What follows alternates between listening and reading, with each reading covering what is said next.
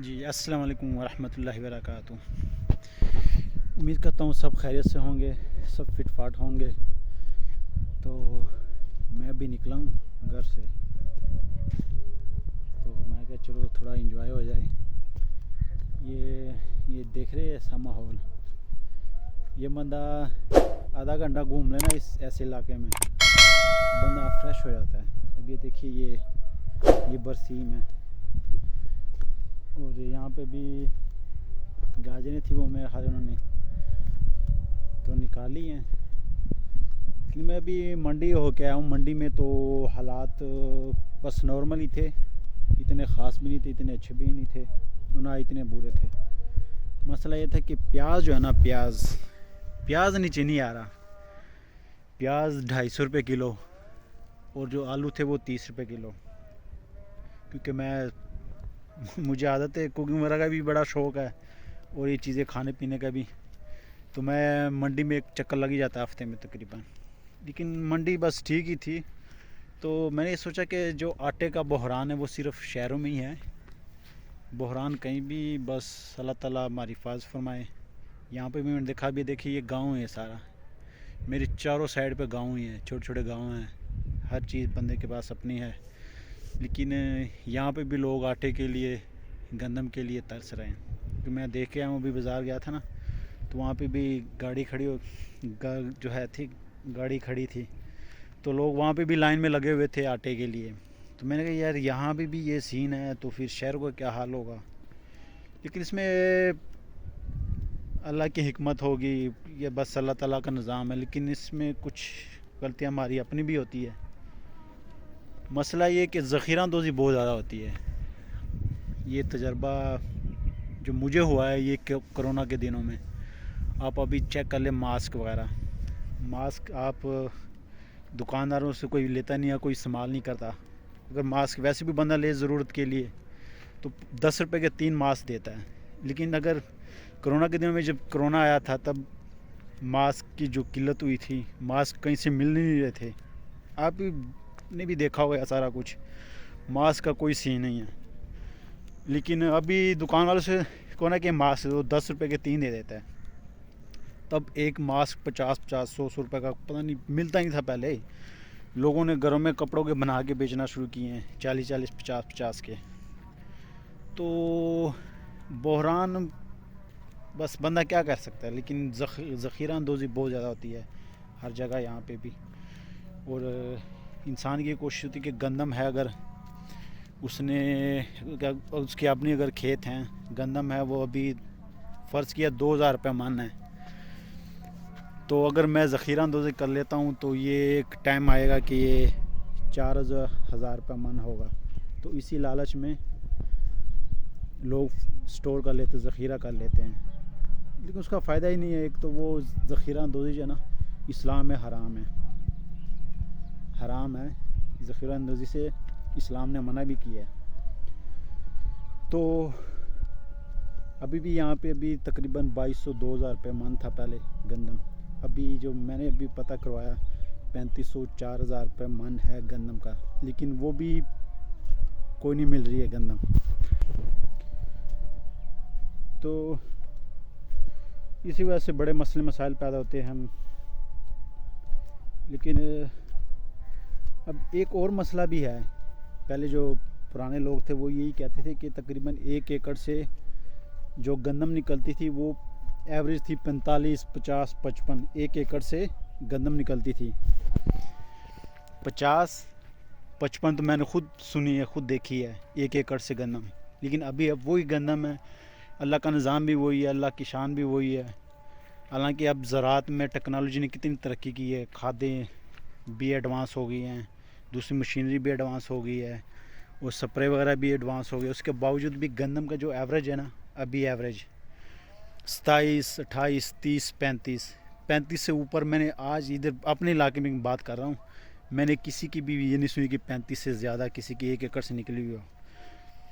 तो अल्लाह की शान तो वही है, अल्लाह का निज़ाम भी वही है, ज़मीन भी वही है, आसमान भी वही है, पानी भी वही है।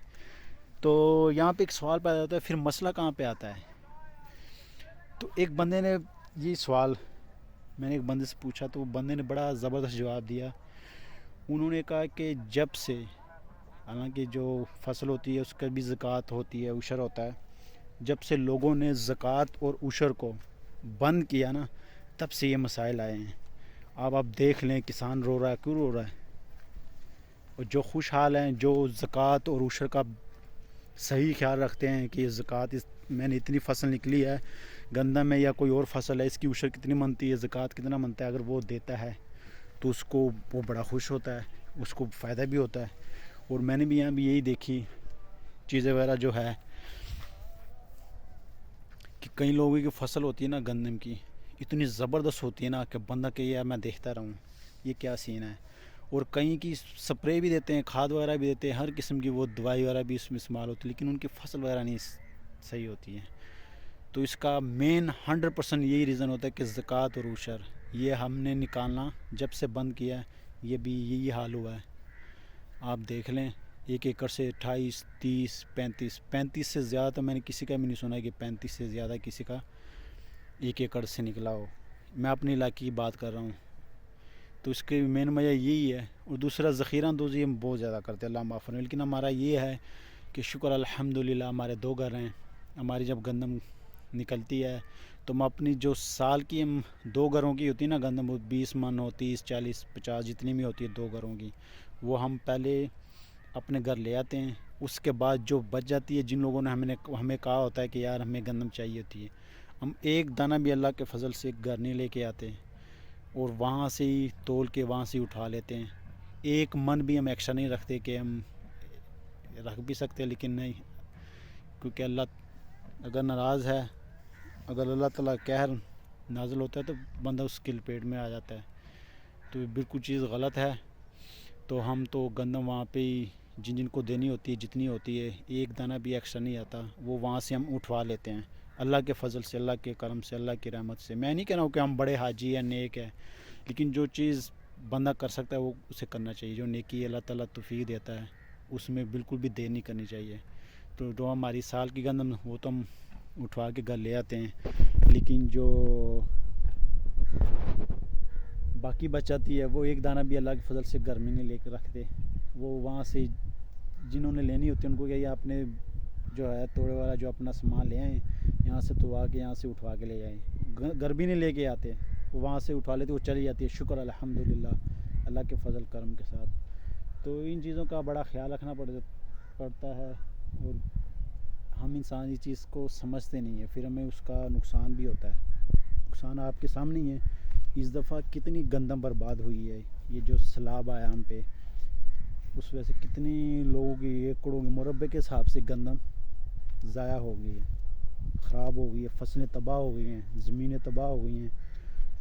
तो बाकी लेकिन ये भी है ना कि जिस तरह हमारे माल नीचे से जाते हैं ना, हमारे माल होते हैं, उस हिसाब से हमारे लिए फ़ैसले भी ऊपर से ऐसे ही आते हैं। अगर हमारे माल अच्छे होंगे तो फ़ैसले भी हमारे लिए अच्छे होंगे, लेकिन अगर हमारे माल ख़राब होंगे तो हमारे लिए फ़ैसले भी बड़े ख़राब आएंगे। तो इन चीज़ों से बिल्कुल बचना चाहिए। मुनाफा तो बिल्कुल, मुनाफा अगर कोई बंदा कारोबार करता है थोड़ा बहुत जितना जायज़ होता है उतना तो हर बंदे की कोशिश होती है कि कारोबार बंदा इसलिए करता है कि मुनाफा हो मुझे, लेकिन एक बहुत ज़्यादा मुनाफा ये इंसान के लिए फिर ख़तरनाक हो जाता है। तो इन चीज़ों से बचना चाहिए और दुआ करनी चाहिए कि अल्लाह ताला हम पर रहम फरमाए। अगर मेरी कोई बात बुरी लगी हो तो उस पर माज़रत है, लेकिन सच्ची बात करनी भी चाहिए। सच्ची बात में खैर ही होती है। अगर किसी को समझ आती है तो इसमें हमारा ही फ़ायदा है। बाकी दुआ में याद रखना, अल्लाह ताला हम सब का हामी नासिर हो। लेकिन ये थोड़ा खेत वगैरह देख ले, ये बड़ा, ये सारे खेत, ये गंदम है, ये सरसों है। ये भी तकरीबन 1-2 महीने, मैक्सिमम 1-1.5 महीना लग जाएगा। ये जब पक जाएंगे ना फिर ये खुश्क होने वो सेल कर देते हैं। इससे सरसों से फिर तेल। तो बस अल्लाह ताला का शुक्र अदा करना चाहिए कि अल्लाह ताला ने हमें अपनी दुनिया में ऐसी नेमतें दी हैं। बाकी दुआ में याद रखना, सबके लिए दुआ करना, अल्लाह ताला हम सब का हामी और नासिर हो। अल्लाह हाफिज़, दुआ में याद रखना।